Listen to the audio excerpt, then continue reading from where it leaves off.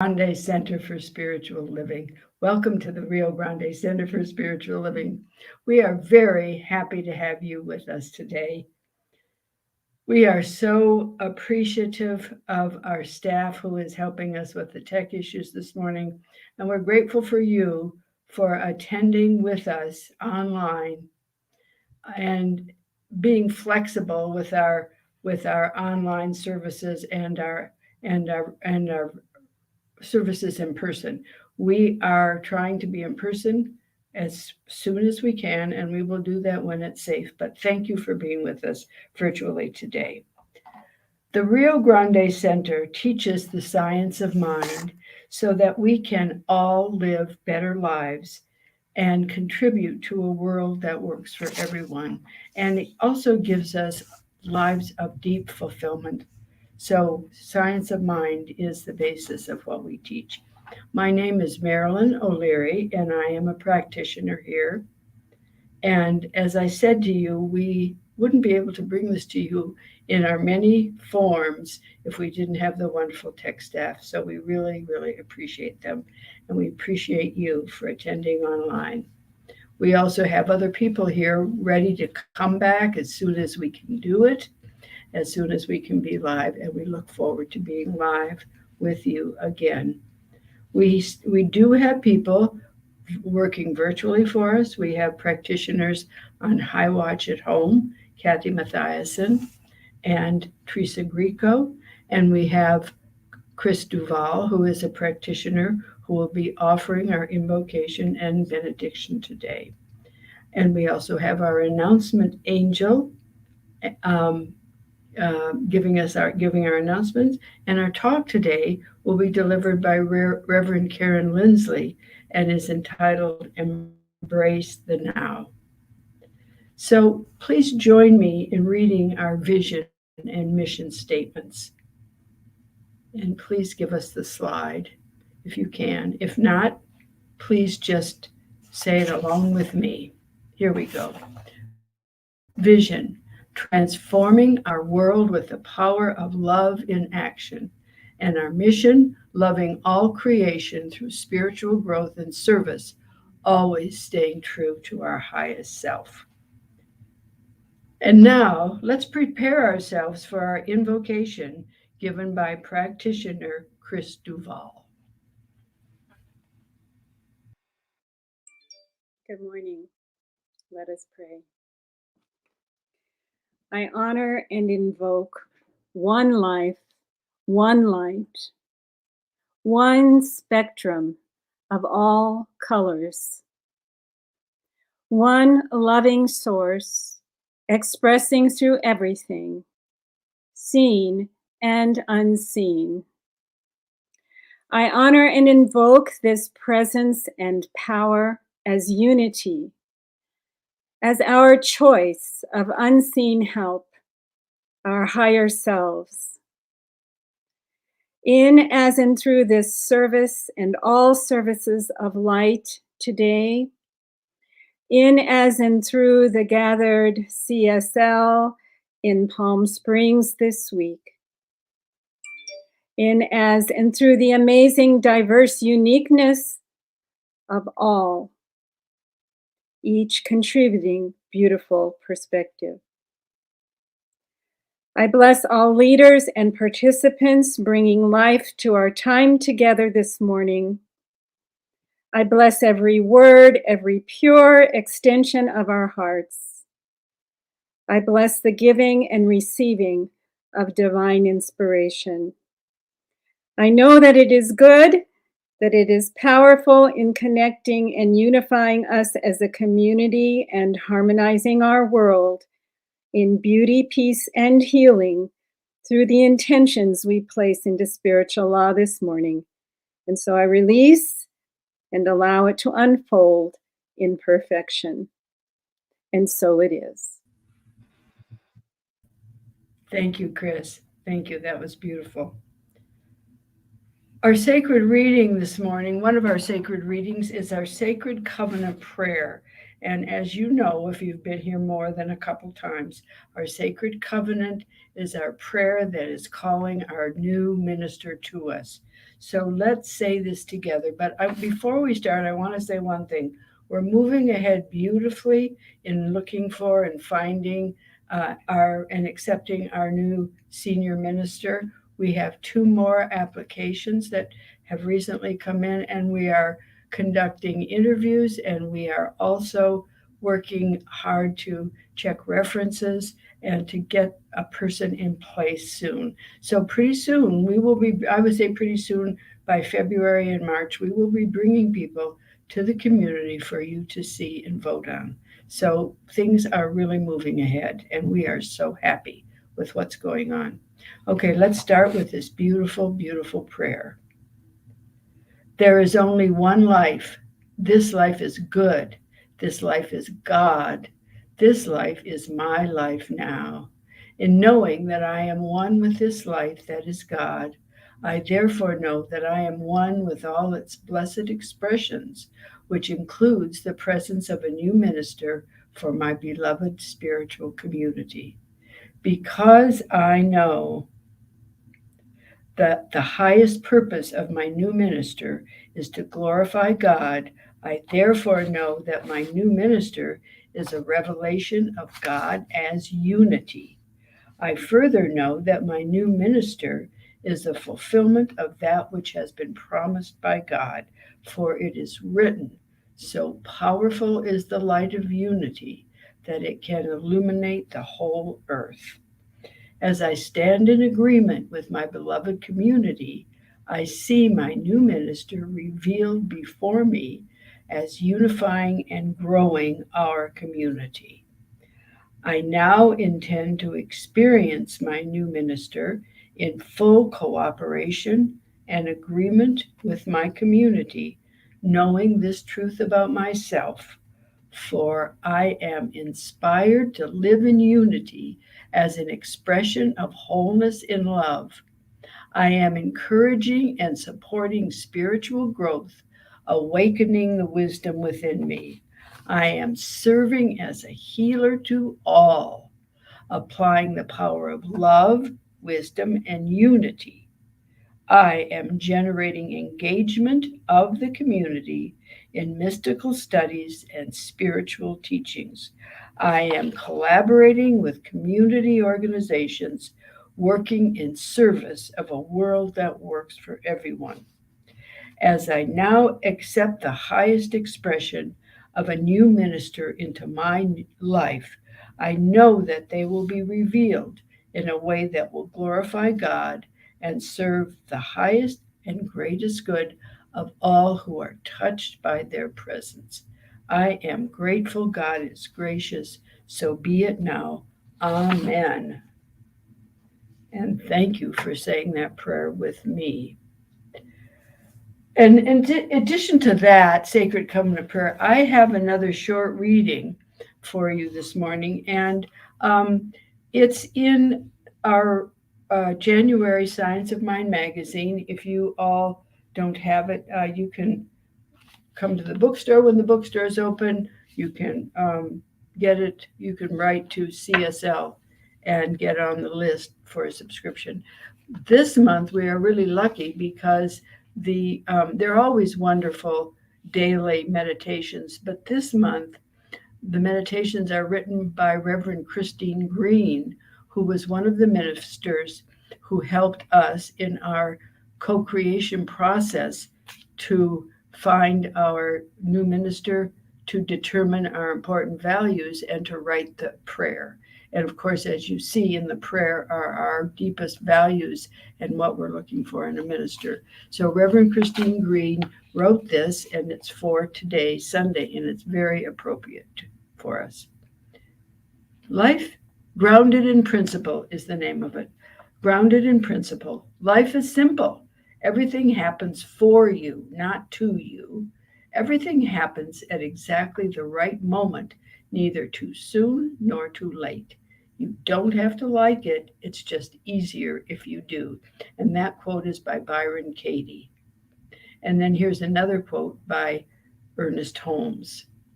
There is something within you which is completely aware of its oneness with power, of its unity with life. Lose all thoughts of discord and fear and permit the true pattern to come to the surface. Those are the quotes. And then Reverend Christine writes, I was hiking with a friend in Mount Hood National Forest when she suddenly tripped, lost her balance, and bumped into me full force. Fortunately, I was grounded and didn't lose my balance. I picked up her hiking pole and we hiked on and enjoyed the beautiful day. I reflected on this event later and realized its powerful metaphor for life.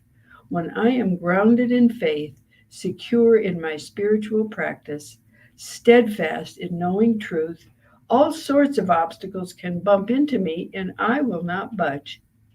Breaking news, upset coworkers, or my own random thoughts and fears cannot sway me off my path. I feel stable, centered, and can stand in the midst of whatever challenge is happening. We are bombarded with overwhelming changes to our lives every day that can take an emotional toll on us. When our emotions are worn down and we feel distressed, we can be easily influenced and may make decisions that are not in our best interest. Spiritual practice is more important now than ever before. The need for us to stay grounded in principle and faith so we won't falter or fall but will stand steadfast. Ernest Holmes reminds us, quote, realizing that all action starts in and is a result of consciousness, prepare your mind to receive the best that life has to offer. The best that life has to offer. When centered in principle, we can make conscious decisions, choosing discernment over judgment, caution instead of fear. We can create healthy boundaries instead of borders. Consciousness is the key. Are you willing to be grounded in peace and not pushed off balance? And our affirmation is, I am grounded in my faith. I am fully supported by the universe. And now we will have some special music with, I was going to say our own Susan Clark, but with Susan Clark, who used to be our own Susan Clark. She's wonderful, and we're so glad to have you with us today, Susan. Thank you, Marilyn. I'll be yours for the day. I would like that. I had an idea for the room. We could get those cardboard cutouts like they have at the sporting events, and everybody could put their face in the seats. Just an idea. I picked out a song this morning that was written by Stowe Good. Stowe Good is a musical duo comprised of Karen Taylor Good and Stowe Daly. And this is a fun song of theirs. It's talking about focusing on the now, and it's called Get Back from the Future.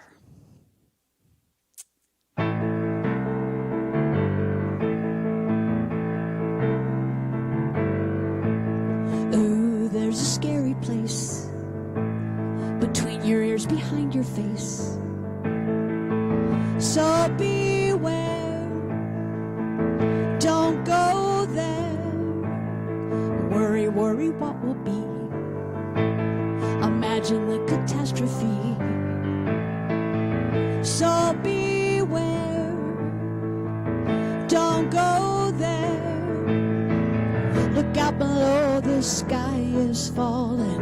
Whoa, whoa, you whine and moan. It's terrifying what comes calling when you're living in the twilight zone. Get back from the future. It's time to turn around. Get back from the future. 'Cause all you've got is now. If your heart's beating way too fast, you're in the future or the past. So beware, don't go there. Staring in your crystal ball will smack you up against the wall. So beware, don't go there. You're falling for the smoke and mirrors, telling stories that it just ain't true. Let me give it to you loud and clearer. I'd turn back now if I were you. Get back from the future. It's time to turn around. Get back from the future. 'Cause all you got is now, now, now, now, now. Leave it to the science fiction writers to spin galactic tragedies. Time travel will take you places you don't really want to be.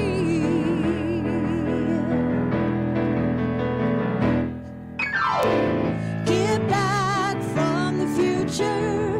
It's time to turn around. Get back from the future. 'Cause all you got is now, now, now, now. Thank you, Susan. It was great. We are blessed this morning to have our own interim minister, Reverend Karen Linsley, here to speak with us. Reverend Karen became a practitioner in 2008 and a minister in 2014. Her mission is to teach practical application of science of mind principles to provide a strong and unshakable inner foundation that facilitates long-term successful living. To do this, she serves as spiritual leader of CSL Carson City, a teaching chapter.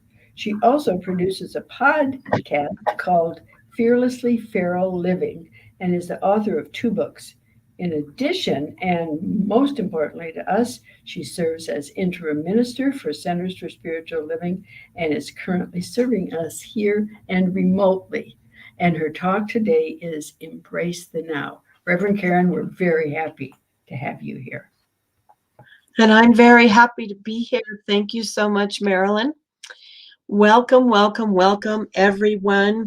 It's so nice to be here and so nice to join with you virtually today. Our theme this month is Living Everyday Wonder. And I don't know, how are you guys doing with that theme? Are you trying to appreciate the wonder every day? Are you trying to see the wonder in your life every day? I know I have. And I've been pondering the question the entire month. Well, we're only about 2 weeks into it. But I've been asking myself such questions as, what does everyday wonder really mean for me? Why would I want to ponder such a thing? Why is it important to live everyday wonder? And then, of course, my thoughts go to, am I doing it enough? Am I doing it good enough? And I don't know about you, but for me, that kind of thinking is simply another way of asking myself, am I enough? That's not what this thing is all about. Living everyday wonder is an absolutely glorious way to sink into a deeper, more beautiful, spiritual way of living. And our topic specifically this week today is embracing the now as one way to live everyday wonder. So embracing the now this week has been something that I've been thinking about and contemplating and meditating on and really trying to do and be. And at the beginning of the month, our spiritual leader, Reverend Dr. Edward Volune, asked us to do one thing on behalf of Living Everyday Wonder. He said, take a moment and go outside if you can. The graphics are awesome. And I love that sentence because I love graphics. And you know, if I step outside and I look around at the graphics, the mountains, the skies, the plants, the flora, the fauna, the graphics are awesome. So stepping outside is pretty easy for me to do. I can go outside, and I do go outside every day because I have a little bit baby ranch and I have to go outside every day. But as I go outside, what I'm starting to do and what I've been attempting to do lately is be a little different than what I was before. So let me try and explain that a bit. And the best way I know to do that is to start out by giving you another quote. We have a book of the month for this global vision thing that we're all participating in. It's called What's in the Way is the Way by Mary O'Malley. And I highly recommend this book. In this book, she recommends noticing. Now, she doesn't spell it in the typical way, Noticing. She spells it noticing, Knowwticing.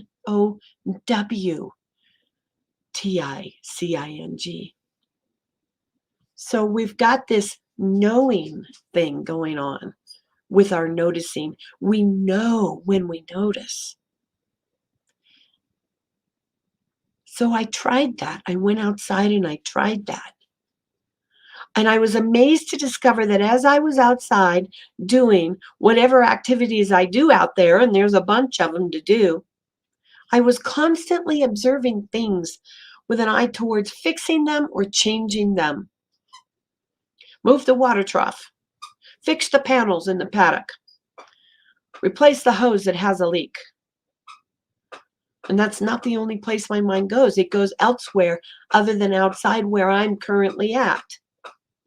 It goes to everything from putting away the laundry to creating a new website. The list goes on and on and on. That's not noticing. And it's not knowingly noticing. It is certainly not embracing the now. So I had this awareness as I stepped outside. And so I began to try something different. And at first, when I did this, I had to stop. I had to stop both physically and mentally. I had to stop doing and consciously direct my thoughts to what was going on around me, to notice what was going on around me. And pretty soon I began to hear the birds chirping. Pretty soon I began to hear the far-off crows of roosters. Pretty soon I began to hear the moos of some cows that live a few blocks over from me. Pretty soon I felt the breeze. And then I noticed which direction the breeze was coming from. And I felt the sun shining on my face. And I noticed that if I stood still in the paddock and simply did that noticing, the horses quietly walked over to join me and simply stand next to me. Turns out horses like to be in the moment too. I think they're much better at it than I am. So I did that for a while every day when I went outside. And then I would resume my physical activities. And as I resumed my physical activities, I was able to be more in the now, in the midst of doing whatever it was I was doing. I was able to embrace the now. So I advise that for you. I suggest that. Go outside. Check out the graphics. They're awesome. So here's some more stuff, some more ways to embrace the now. So we're outside and we are noticing with a knowing. Now in our teaching here, it recommends that we know our good right here and right now.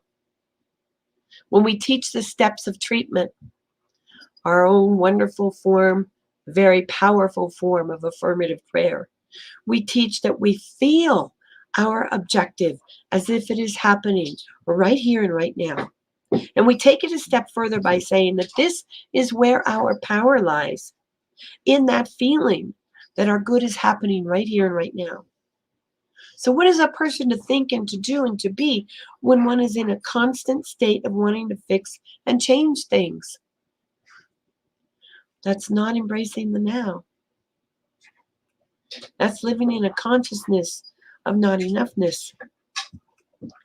That's being in a place where I'm affirming my not enoughness. I don't know about you guys, but I don't want to do that. I simply do not want to do that.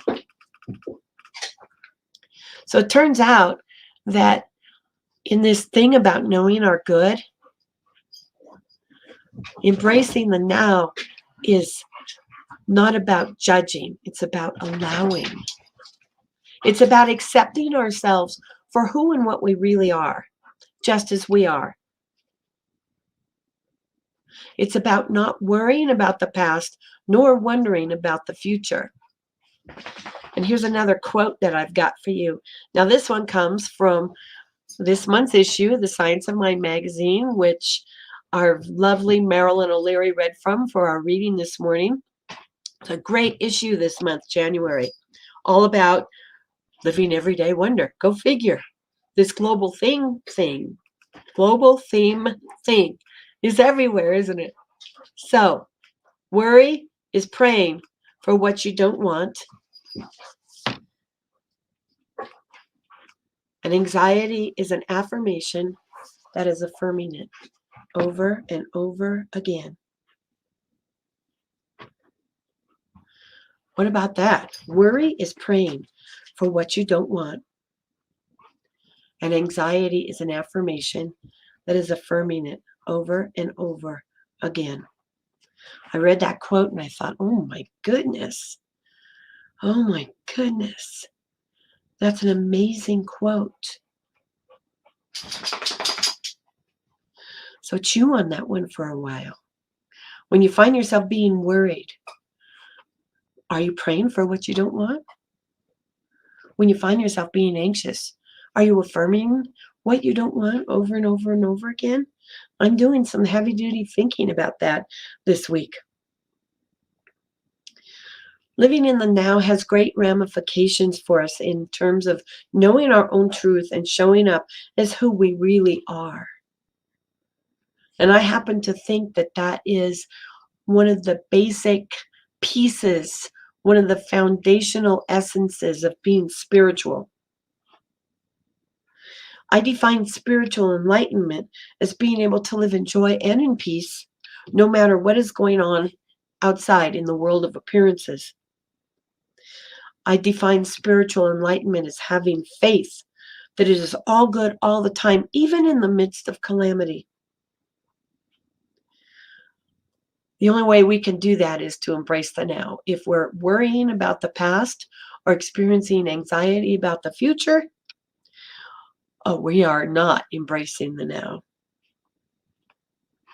Remember that book, The Power of Now by Eckhart Tolle? The very title suggests that we get spiritual enlightenment by living in the now.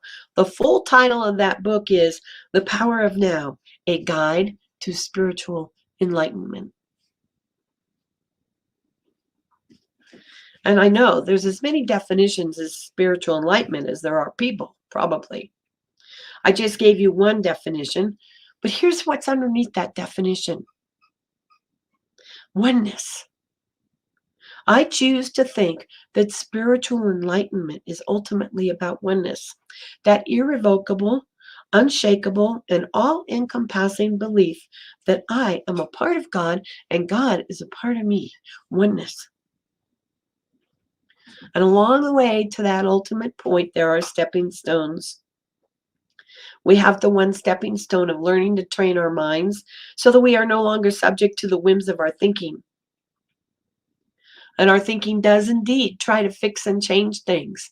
So we're back outside, and instead of embracing the now and noticing what is happening with the graphics, we're trying to fix and change things. So we train our minds through meditation. Remember that Ernest Holmes said that trained thought is far more powerful than untrained. So if we want to embrace the now, we've got some stuff we have to do. We have to consciously notice. We have to go outside once in a while. We have to meditate so that we can train our minds, so that our minds are no longer the boss of us, that we're not subject, we're not victim to the whims of wherever our thoughts want to go, that we get to control our thinking. Here's something else we can do to embrace the now. Be as a child. You ever watch a little kid play? They are embracing the now. The Bible tells us to be as a child, to be childlike. I happen to think that kids know how to live in the now just willy-nilly, automatically. And somewhere along the line as they grow up, they lose that childlike curiosity and wonder.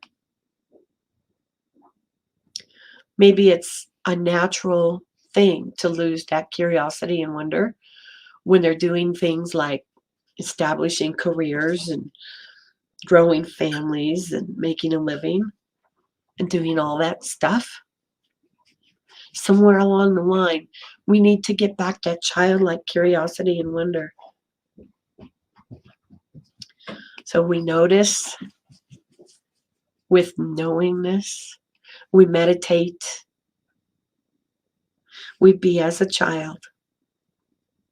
And earlier I mentioned that not judging is a great way to embrace the now. Turns out that's a lot easier said than done. But I do know this. If I'm judging, I am not embracing the now because I'm either trying to fix something or avoid something. That's what happens when I'm judging.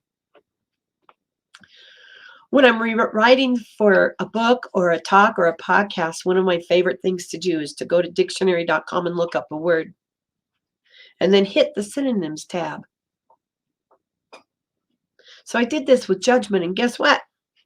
No antonyms.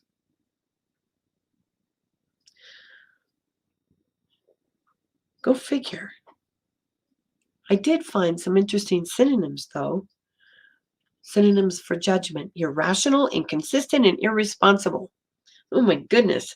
Turns out judgment really isn't a very good thing. Not only does it keep us from embracing the now, but we could be irrational, inconsistent, or irresponsible every time we're judging.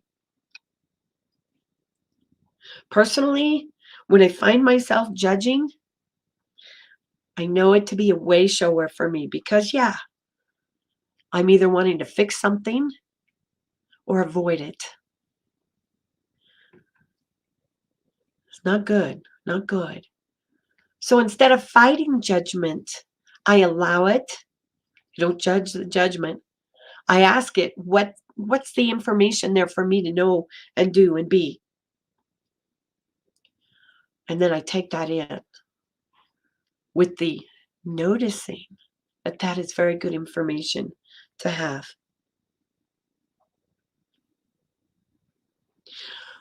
And when I'm looking at this thing called judgment, I consider that acceptance might be the opposite of judgment, the antonym, if you will. And since we teach around here that it is all good all the time and that everything that happens in our life happens for our best and highest good, that if I'm judging something as not so good right now, I am not in acceptance. So I get to ask myself, what is it within me that I can change, my own perceptions, my own thoughts, to make this more acceptable? It is always about us, never about them. Thich Nhat Hanh describes this in his book, The Joy of Full Consciousness. He says, the fear and the anger and the suffering in us are like useful compost. We must not try to throw them out the window. They are necessary in order for flowers like compassion and joy and happiness to bloom in us. This is the basis of our practice. Without it, we will continue to suffer. We will continue to believe that we have to get rid of these negative states in order to be happy. On the contrary, it is very important to accept them. So when we're embracing the now and we're noticing that we've got some negative states, instead of trying to get rid of them, we must accept them. We can accept them as the way showers that they are. They're useful compost. You know, I was talking with someone about a compost pile the other day. That's what we do when we've got gardens and compost piles. You put a bunch of stuff into that compost pile, all the negative stuff, all the icky stuff, everything, all the waste, you throw it in there. And what happens is the compost goes to work and there's some sort of chemical reaction that goes on in there. And then the pile shrinks. Go figure. The pile shrinks. What happens to all that stuff? Well, it gets in there and it does its chemical thing. And it does this miraculous thing where all of the nutrients and everything from all that negativity goes in there, and the negative pieces shrink. And what you're left with is this beautiful soil that will then turn out to nourish life in the spring. So really, we can take our negativity, our fears and our anger and all that stuff and throw it into the compost pile. And add prayer, add affirmation, add meditation, add embracing the now, add curiosity and wonder that comes from being childlike. Put all that in the mix with that and watch the negative stuff shrink. And then watching nourishing compost come out that will enrich your life.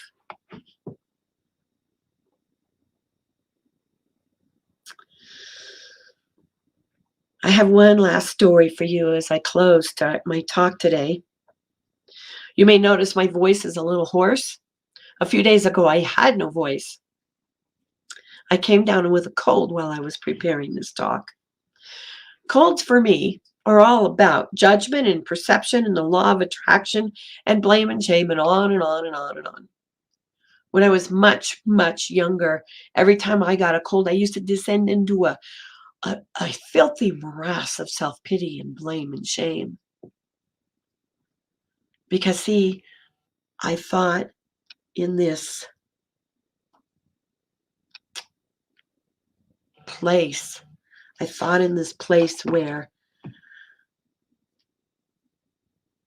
I was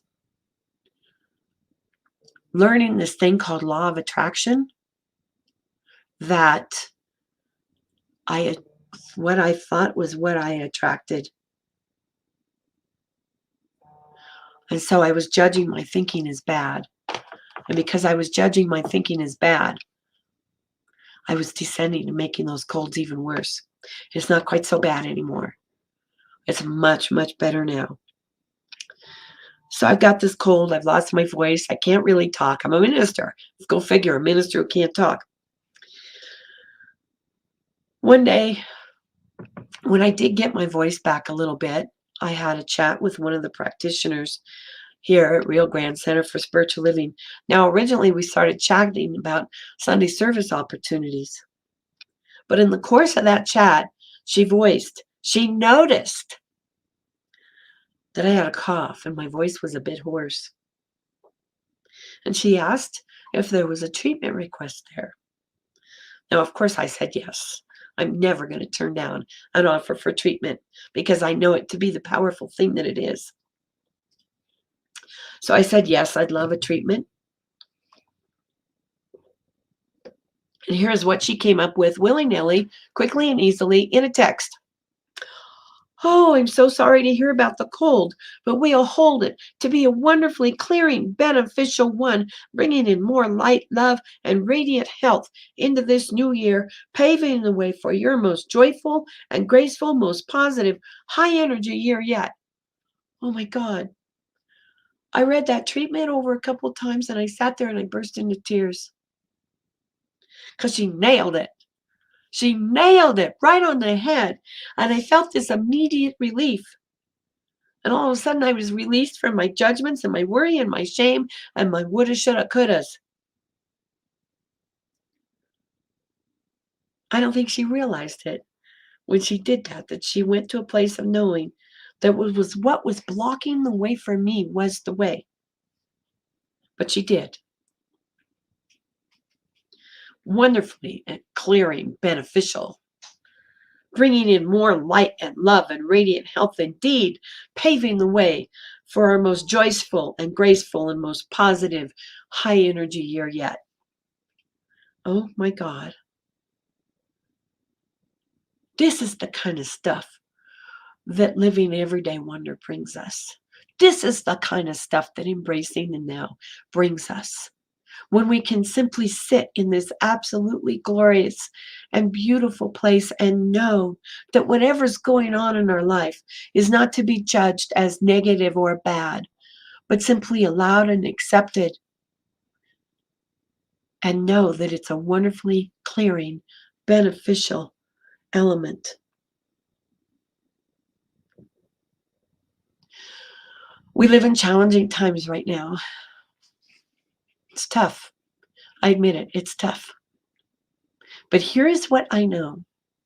When we live in everyday wonder, when we step outside and notice the graphics and appreciate them as being awesome, when we can embrace the now as a little child and use any worry we may have or any anxiety we may have as way showers, as clearing beneficial elements in our lives, we end up being spiritually enlightened, totally and completely having and experiencing the joy of living. And that's what this thing is all about. And so I pray. I pray with full acknowledgement that God is indeed everywhere present, working in and as and through me and in and as and through you. And from this oneness, I know, I speak my word now. I live and fully embrace the now in all of my affairs, inviting and inviting and allowing for a glorious manifestation of all of my good. I am discovering amazing new aspects of myself and of life. I am discovering and creating new openings in my life every single day. I am stepping outside and enjoying the awesome graphics. And I'm experiencing life as good and very good. And so with great gratitude, I release and anchor. And so it is. Thank you very much. And so it is. Absolutely wonderful, Reverend Karen. I just loved it. And I think what I particularly loved is the whole business of being in the now is not fixing things. It's not fixing things. And that really spoke to me. That really spoke to me. And also your metaphor of compost. I loved it. It was a wonderful talk. Thank you so much. You're so welcome. Thank you. And now it's time to share our abundance. And now more than ever, it's time to share our abundance. And like Reverend Karen said, these are challenging times. And so we're having to dig deeper in every way that we know. We have to dig deeper spiritually. We have to dig deeper with our faith. And I would say we have to dig deeper now financially just to help out our church. We're doing well.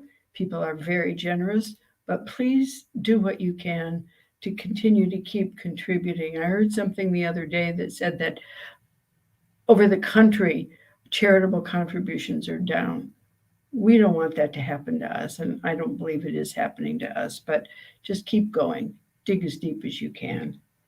If you look, if you look on the screen, there are various ways to give, and you can text and give. You can give online.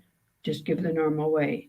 But please now, let's say the giving affirmation with me. I am abundant and I give from my abundance. I am prosperous and I give from my prosperity. I am blessed and I give from my blessings. My blessings of spirit are as abundant as the stars. And so I give and receive generously. And so it is. And we're lucky because now we have another song from Susan Clark. Thank you, Marilyn. Thank you, Rev Karen. I love that when you're worrying, you're actually praying for things you don't want. Gonna file that away big time. This next song is by Janice Stanfield. It's called What Would I Do Today If I Were Brave?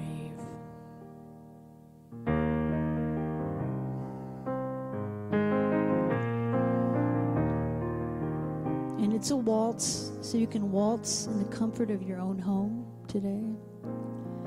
What would I do if I knew that I could not fail? If I believed, would the wind always fill up my sail? How far would I go? What could I achieve? Trusting the hero in me. If I were brave, I'd walk the razor's edge, where fools and dreamers dare to tread. Never lose faith, even when losing my way. What step would I take today if I were brave? What would I do today if I were brave? What would I do today if I were brave? What would I do today if I were brave? What would I do today if I were brave? What if we're all meant to do what we secretly dream? What would you ask if you knew you could have anything? Like the mighty oak sleeps in the heart of a seed, are there miracles in you and me? If I were brave, I'd walk the razor's edge, where true believers dare to tread. I'd never lose faith, even when losing my way.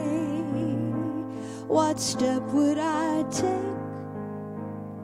today if I were brave? What would I do today if I were brave? What would I do today if I were brave? What would you do today if you were brave? What would you do today if you were brave?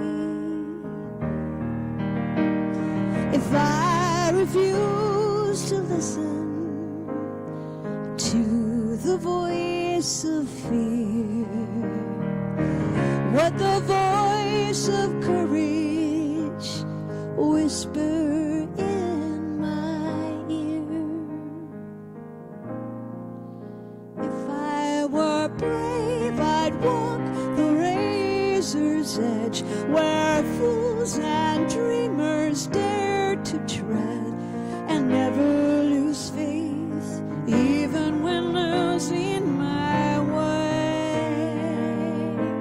What step would I take today if I were brave? What would I do today if I were brave? What would I do today if I were brave? What would you do today if I were brave? What would you do today if you were brave?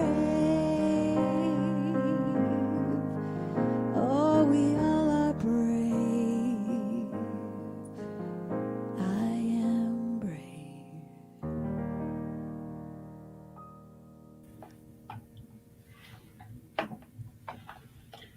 Thank you, Susan. Just wonderful. Will you please help me now bless the offerings that have been given today and that people give, that you all give on a regular weekly basis? Just put your hands out and send energy to these wonderful offerings and say this prayer. O divine giver of life, We gratefully accept these and all your gifts on behalf of our congregation and its ministry. We honor each gift and giver and declare that our abundance is increased 1,000-fold. And so it is. Thank you so much again. And I want to welcome any visitors that are coming in online today. Maybe you're new, maybe you're on Facebook and new, maybe you're here with us on not Facebook, but on YouTube. You'll come to YouTube. Thank you for coming, and we want to invite you to come by the center if you can, if you live in Albuquerque, when we open. And we hope that that's pretty soon. Just keep checking on our website. I also want to remind you that our licensed practitioners are ready to support you with a mini treatment. After service, well, we don't have anybody there right now after service, but if you will call me or if you have a list of our practitioners, call a practitioner and get a treatment. Even if you want a mini treatment, call us and say you just want a mini treatment, and we'd be happy to say a prayer for you. Also, when you come back, remember there's a prayer request box, and we say prayers over those prayer requests every week. So prayers are an important part of one of the many things we do. I also want to tell you that we are having a meeting in the social hall today. And the way to access that, it's a Zoom meeting, to go to the newsletter that you received this week. I think I received mine on Thursday in my email. And if you go to your newsletter, that's a wonderful newsletter. Everything is in that. And there is a link to the Zoom social hall there with a password. So please go there and click on that link, get the password, and join us in the social hall so that we can get together and chat a little bit after the service. And now I want to ask Dr. Norm Dawson. I haven't heard if Norm's here today, but let's see. Norm, are you here? No, it's Mark. Great. Mark, our co-president of our board, is here today with announcements. I can't hear you, Mark, but let's hope everybody else can.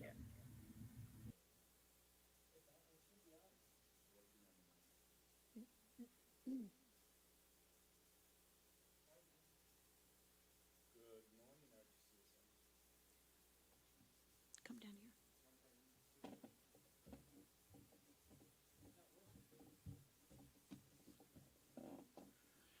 Good morning, RGCSL. We only have a couple announcements for you this morning. One is that CJ wanted me to remind you all that the bookstore is still open Mondays through Thursdays from 10 a.m. to 3 p.m. We're closed this Monday for the holiday, but she would love it if you stop in and take a look and take some things home. Secondly, we are a little bit behind on our pledge campaign, but calls are going to start being made this week, and we are very, very certain, living in the spirit, that we are going to get that up to date quick and support our new minister coming in.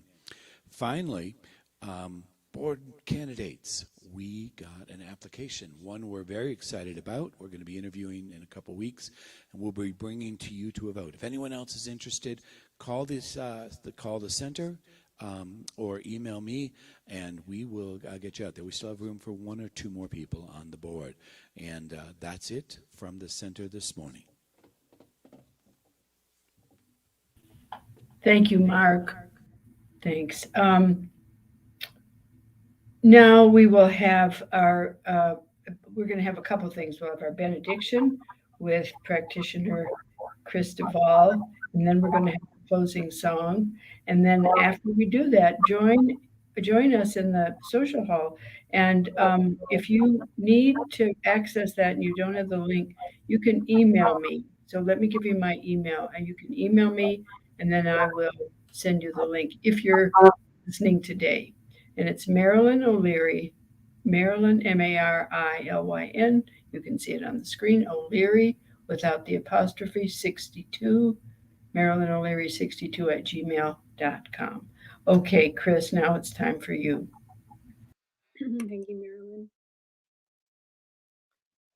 I'm so grateful for the inspiration, the guidance, and spiritual grounding provided through our beautiful service this morning, helping us to embrace the now, helping us to see wonder in the appearances of the day, helping us to see that what's in the way is the way, to notice and appreciate each moment. In the context of wholeness, in the context of holiness, worry is a prayer and challenges are compost. I'm so grateful for the beautiful and perfect music this morning. I'm so grateful for the persistence and flexibility of our service leaders and technological experts that brought our service to us with such love and care. And again, I bless this time together and its efficacy to and through each of us as we acknowledge the divine life, light, and love through which unlimited evolving good is possible, as we acknowledge that the truth of who and what we are is sufficient.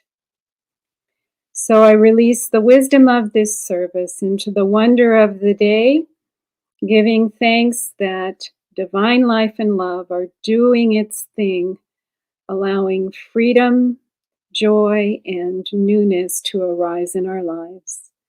So let us together release this truth into the law.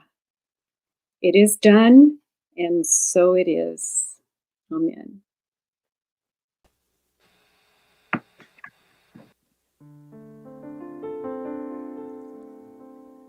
I'm going to end today with a song by Ricky Byers, and I think you'll get the hang of it as we go through it. This is called More of Who We Are.